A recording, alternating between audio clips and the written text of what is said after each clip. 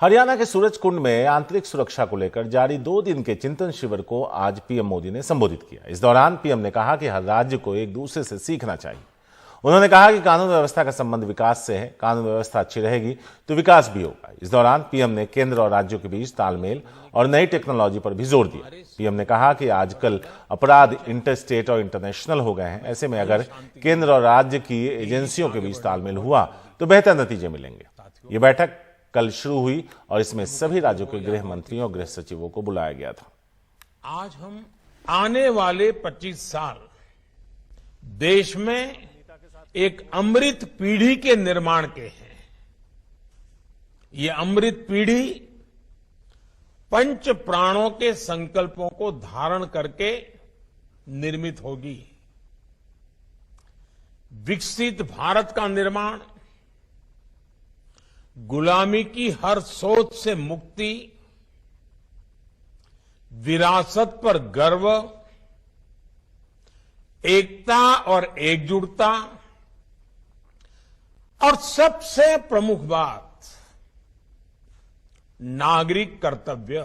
ये पंच प्राण देश के हर राज्य में हमारी गवर्नेंस की प्रेरणा होनी चाहिए। गृह मंत्रियों का ये चिंतन शिविर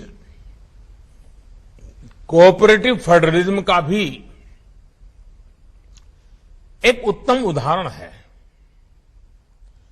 हर एक राज्य एक दूसरे से सीखें, एक दूसरे से प्रेरणा लें, देश की बेहतरी के लिए मिलजुल करके काम करें। ये संविधान की भी भावना है और देशवासियों के प्रति हमारा दायित्व भी है। अब कानून व्यवस्था किसी एक राज्य के दायरे में सिमटी रहने वाली व्यवस्था नहीं रह गई है। अब अपराध इंटरस्टेट और इंटरनेशनल हो रहे हैं। इसलिए हर राज्य की एजेंसियों का आपस में तालमेल, केंद्र और राज्य की एजेंसियों का आपस में तालमेल, ये बहुत जरूरी है। कई बार केंद्रीय एजेंसियों को कई राज्यों में एक साथ जांच करनी पड़ती है, दूसरे देशों में भी जाना पड़ता है। इसलिए हर राज्य का दायित्व है कि चाहे राज्य की एजेंसी हो, चाहे केंद्र की एजेंसी हो या संबंधित कहीं किसी और राज्य से संपर्क आता है, सभी एजेंसियों को एक दूसरे को पूरा सहयोग देना चाहिए। नीता शर्मा है इस बारे में ज्यादा बात करने के लिए, जो लगातार 2 दिनों से इस चिंतन शिविर को कवर कर रही है। नीता, 2 सवाल हैं जो आपस में जुड़े हुए हैं। पहला, इस चिंतन शिविर से हासिल क्या करना था? दूसरा, वो बात कर रहे हैं इंटरस्टेट की बात कर रहे हैं, एजेंसियों के कहीं जाएं तो उन्हें रोक टोक ना हो, लेकिन जहां भी दूसरी पार्टियों की सरकार है और केंद्र के साथ जो एक अविश्वास है और आपस में जो टकराव है और एजेंसियों पर जो आरोप लगता है कि उसका राजनीतिक इस्तेमाल होता है, उस दिशा में भी क्या कोई कदम उठाया जाएगा जिससे एक विश्वास बहाली हो?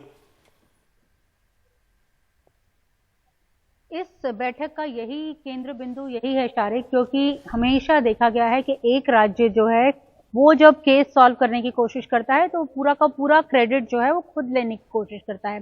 बेशक से क्राइम कहीं हुआ हो, लेकिन हमने ये देखा है कि पंजाब और दिल्ली में कई बार जो है वो टिप ऑफ हुआ है, कई बार दिल्ली और वेस्ट बंगाल में कई बार टिप ऑफ हुआ है, कई बार वेस्ट बंगाल और झारखंड में कई बार टिप ऑफ हुआ है।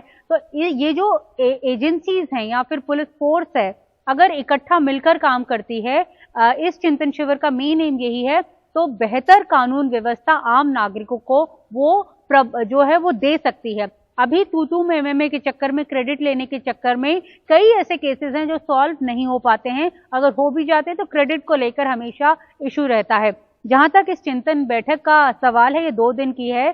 कल भी साइबर क्राइम, ड्रग्स को लेकर किस तरह से साइंटिफिक अप्रोच ली जानी चाहिए, क्योंकि क्राइम जो है वो अब टेक्नोलॉजी बेस्ड हो गया है, वो एक जगह पे सीमित नहीं है। इस बात पर फोकस कल केंद्रीय गृह मंत्री ने भी किया था, आज प्रधानमंत्री ने भी किया है कि किस तरह से क्राइम जो है वो टेक्नोलॉजी बेस्ड हो गया है।